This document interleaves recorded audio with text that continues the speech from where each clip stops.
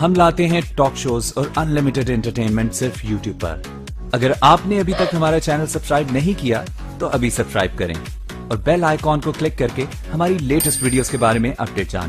श्री शिवाय नमस्तुभ्यम, हर हर महादेव। कैसे हैं आप लोग? 14 जनवरी 2026 को मकर संक्रांति है। मकर संक्रांति उन चुनिंदा तिथियों में से एक है जिस दिन कोई भी उपाय करने से या कोई भी पूजा करने से आपको उसका फल हजारों गुना मिलता है। और इस बार की जो मकर संक्रांति तिथि है उसका जो नक्षत्र और योग बन रहा है वो तो बहुत ही अच्छा है। इस तिथि के दिन जो भी आप उपाय करेंगे उसका फल आपको करोड़ों गुना मिलेगा। तो पंडित प्रदीप मिश्रा जी ने इस वीडियो में आपको बहुत सारे उपाय बताए हैं, आपके व्यापार से संबंधित, आपकी बीमारियों से संबंधित, आपके परिवार से संबंधित। उन उपायों को आप ध्यानपूर्वक सुने और करें। अगर आपको किसी उपाय में कोई समझ में नहीं आ रहा हो तो कृपया आप कमेंट बॉक्स में कमेंट करें और अपनी कोई भी अगर आपको संबंधित प्रश्न पूछना हो तो आप मुझसे पूछ सकते हैं। कमेंट बॉक्स में आप हर हर महादेव, श्री शिवाय नमस्तुभ्यम जरूर लिखें। वीडियो को लाइक करें, चैनल को सब्सक्राइब करें और इस वीडियो को आप ज़्यादा से ज़्यादा लोगों को शेयर करें। जितना आप दूसरों का कल्याण चाहेंगे भगवान भी आपका उतना ही कल्याण करेगा। श्री शिवाय नमस्तुभ्यम। एक दिन ऐसा आता है, मकर राशि में सूर्य प्रवेश करता है तो उसे मकर संक्रांति कहते हैं। महाराज ध्यान दीजिएगा, पूरे वर्ष में एक दिन मकर संक्रांति। हमारे हिंदू धर्म में ये दिन है, हमारे हिंदू धर्म में जो ये दिन है। अच्छा, कई लोग कहते हैं कि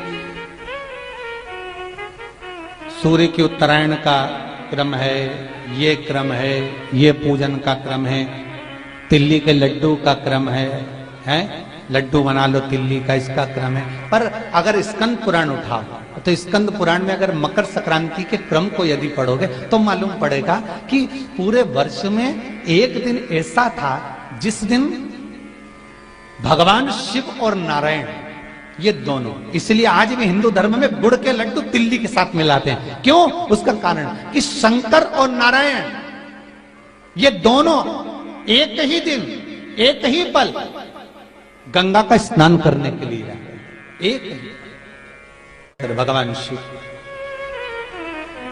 देखिए कितना कितना हमारे हिंदू धर्म में एक एक तिथि का, एक एक बार का एक एक महत्व है, उसको समझिए।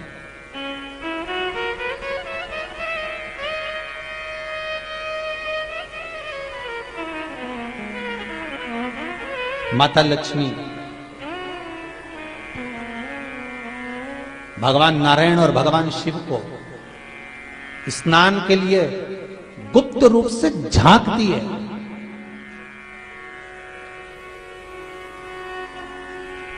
तो भगवान विष्णु ने तिरछी दृष्टि में माता लक्ष्मी को देखा, तिरछी दृष्टि।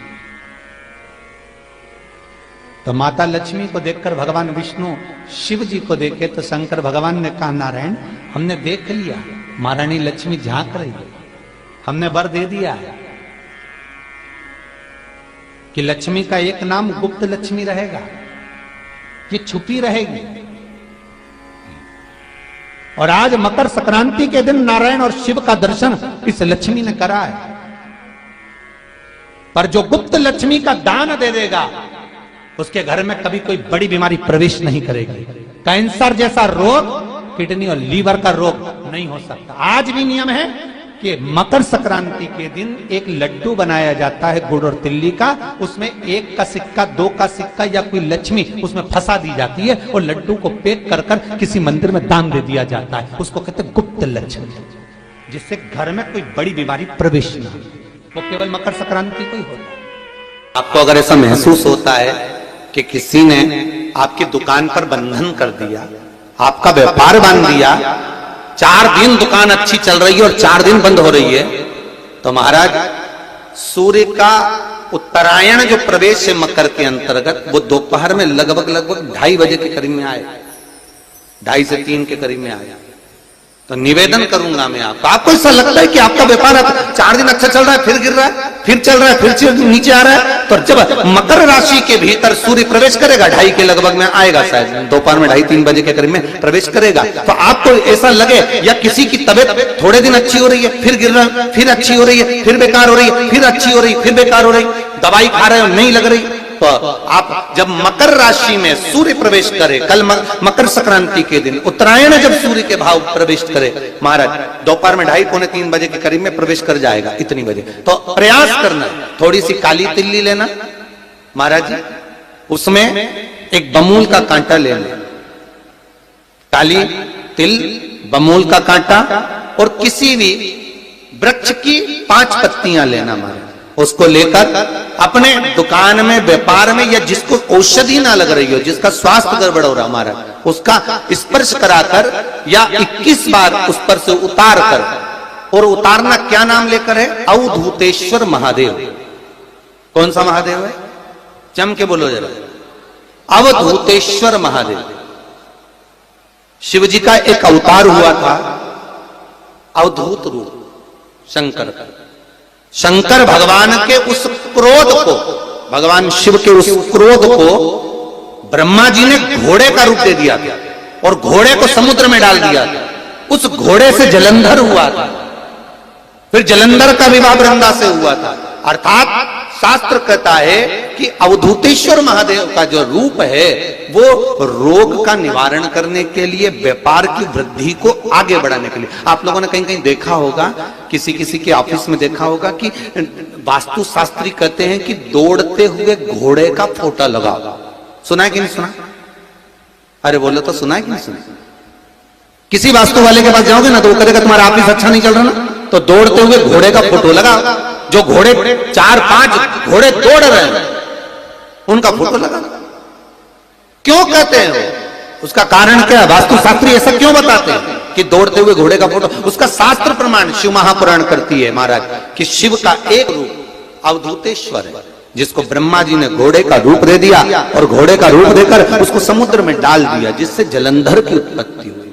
तो अगर मान लो अगर प्रॉब्लम चल रही है, व्यापार में दिक्कत आ रही है, व्यवसाय में तकलीफ आ रही है, या किसी ना किसी रूप में कोई ना कोई कष्ट आपको लग रहा है, तो अवधूतेश्वर महादेव का नाम लेकर काली तिल्ली, वृक्ष की पत्ती और एक बमूल का कांटा लेकर, और आप दुकान में से उतार लो, चाहे शरीर पर से उतार लो, उसको ले जाकर किसी भी चौराहे पर उसको पटक दीजिए। चौरस्ते पर नहीं डाल सकते तो बहते हुए पानी में डाल दीजिए। बहता हुआ पानी ना मिले तो पीपल के वृक्ष के नीचे डाल दीजिए, पर उसको मकर राशि के प्रविष्ट भाव में ही डालना।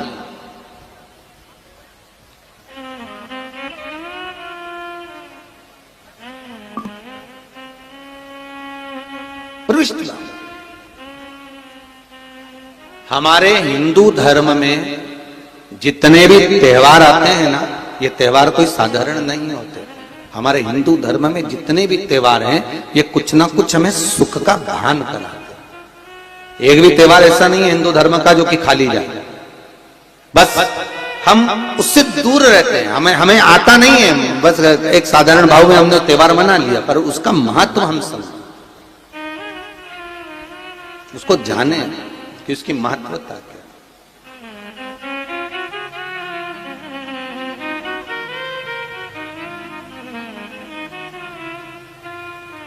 बस हृदय चित्त हो।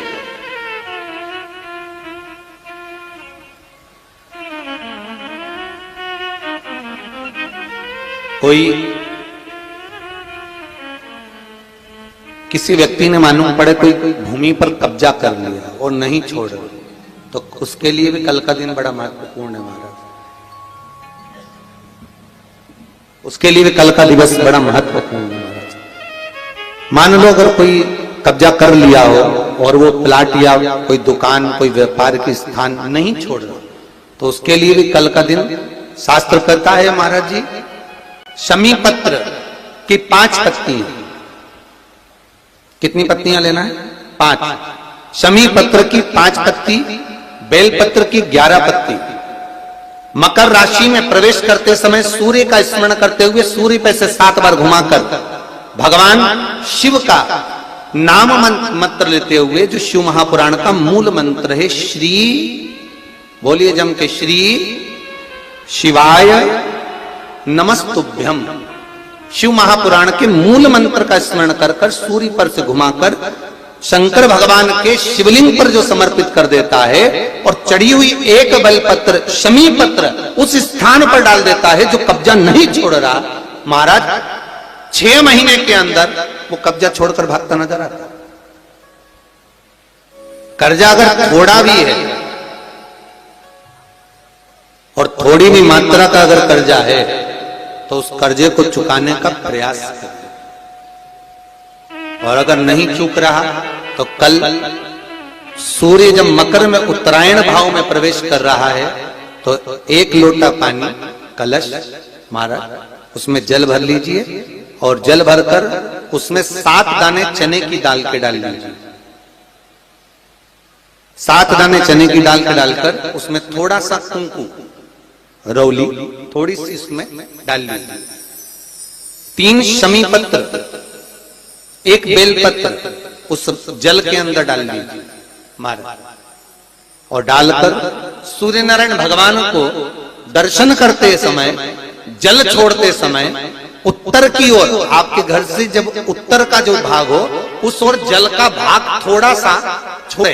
आखिरी का बचा हुआ जो जल और बेलपत्र और शमी पत्र है एक साथ जब पूणे तो जितना अपने मन में भाव हो कि हमारा इतना कर्जा है बाबा वो चूक जाए, या कोई पैसे नहीं दे रहा है उसका भी स्मरण कर सकते हैं कि हमारा इतना रुपया लेना है, और वो जल शमी पत्र बेलपत्र उसी समय पर नीचे डाल देना, उसका छींटा थोड़ा सा अपने ऊपर लेकर प्रवेश कर महाराज। ज्यादा से ज्यादा 5 महीने 6 महीने कहीं ना कहीं बाबा ऐसी कृपा कर देता है, कोई सहयोग कोई धन कोई संपदा कोई व्यापार ऐसा बना देता है कि पैसा हाथ में आता है और कर्जा चूक जाता है। ये बाबा ही। और एक बात का याद रखना, हमें किसी से लेकर नहीं देना कर्जा, भगवान से ये निवेदन करना है हमको कि बाबा हमको ऐसा व्यापार दे ऐसा धन हमारा खुद का दे जिससे हम अपने पैसे से कर्जा चुका। मालूम पड़े कर्ज मुक्ति के लिए कल आप लोग अर्घ अवश्य दें, सूर्य का स्मरण करें सूर्य देवता का और अर्घ प्रदान करें। निवेदन एक और है, जिनके शरीर धूजता अर्थात हाथ पैर में कंपन उत्पन्न होता हो या हाथ पैर में कहीं कंपन का भाव लगता हो, ऐसा महसूस होता हो कि हाथ पैर धूजते हो, तो कल सूर्य को जब अर्घ दें तो उसमें काली मिर्ची पीस कर डालकर फिर सूर्य को अर्घ मारें। अर्घ देने के बाद में जो जल आप जमीन पर छोड़ेंगे उसका भाग थोड़ा सा अपने शरीर पर लगा लेंगे जहां जहां पर कंपन उत्पन्न होता। या कोई डॉक्टर आपको बोल रहा है कि बाईपास करवाना पड़ेगा या कोई नस चोक हो गई हो तो उस स्थान पर भी आप उस जगह पर भी उस जल को अवश्य लगाएं, काली मिर्ची का पिसा। कल मकर संक्रांति है, भगवान शिव के पूजन का भी दिन है। खूब प्रेम से आप खिचड़ी का दान दो, लड्डू का दान दो, अन्न दान दो, और दान पुण्य संकीर्तन स्मरण करते रहो। और कम से कम 14 लोगों से हर हर महादेव तो कह लो, नमः शिवाय तो बोल लो, राम राम तो बोल लो, कृष्ण नाम तो बोल लो, जितना बन सके भजन। कितनी प्रतीक्षा करते करते करते करते करते करते भीष्म पितामह उत्तरायण का इंतजार करते रहे, कितनी प्रतीक्षा करते करते। जिसका परिवार टूट रहा हो, भाई भाई में झगड़ा हो रहा हो, आपस में प्रेम खत्म हो रहा हो, जहां पर देवरानी जेठानी आपस में झगड़ रही हो, भाई भाई झगड़ रहा हो, प्रॉपर्टी के लिए, धन के लिए, दौलत के लिए, संपदा के लिए, कोई किसी का मुंह फूला है, कोई किसी की मुख फूला हुआ है। निवेदन है कल मकर संक्रांति के अवसर पर 1 लोटे पानी में काली तिल डालकर और उसमें हल्दी मिलाकर शंकर भगवान को समर्पित करना, और किसका नाम लेकर? जिनसे विवाद हो रहा है, जिनको आप अपना बनाना चाहते हैं, जिनसे प्रेम बढ़े, आपस में स्नेह बढ़े, घर नहीं टूटे।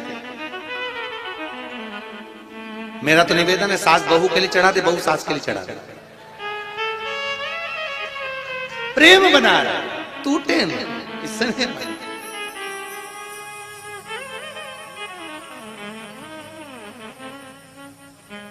ये आपस का जो प्रेम है ये टूटना नहीं चाहिए। कल मकर संक्रांति के अवसर पर ये करिए।